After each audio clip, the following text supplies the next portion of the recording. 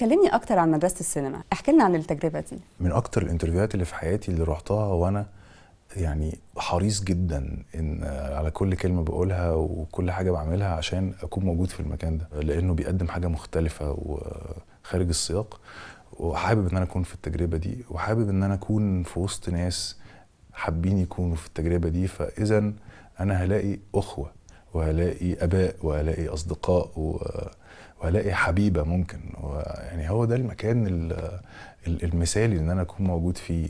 وكان اوريدي معايا كاميرا، اوريدي بعمل تجارب يعني تسجيليه وحاجات فيديو صغيره وبتاع. لما اتقابلت ودخلت كنت في غايه الحماس، كنت يمكن من اكتر الناس المتحمسه يعني. وعملت فيلم جميل كيكه بالكريمه، وناقشت فيه موضوع السعاده، انه الواحد ممكن يخلق السعاده بتاعته من حاجات صغيره، يعني من الحب وكيكه بالكريمه.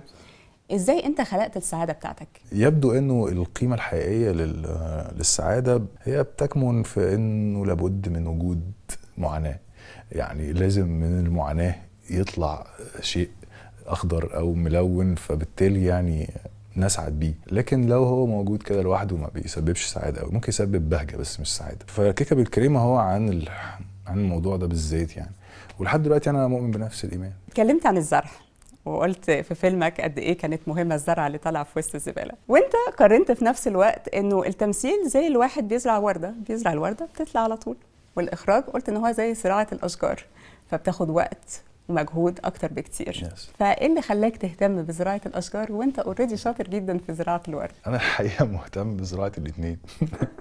فانا في وقت كنت حاسس ان انا مرغم او مفروض عليا ان انا ابقى مشغول بموضوع الورد ده بس، بالتمثيل بس. يعني كنت معتبر ان دي لعنه، ان انا يا جماعه عايز ابقى مخرج. وبعدين خدت وقت كتير لحد لما ادركت انها نعمه مش لعنه ولا حاجه. انه الورد ده او التمثيل ده محتاج عنايه ورقه ومحتاج سحر برضه خاص جدا، مش اي حد يعرف يزرع ورد يعني. ولكن الشجر محتاج صبر وقوه واخلاص وصلابه، وان انت عارف انه هيبقى في كذا موسم هيبقوا دراي. فانا مؤمن بانه الصبر والاستثمار طويل المدى هو اللي بيسيب اثر اقوى واثر اكبر. انه الافلام بتسيب اثر اكبر من الممثلين.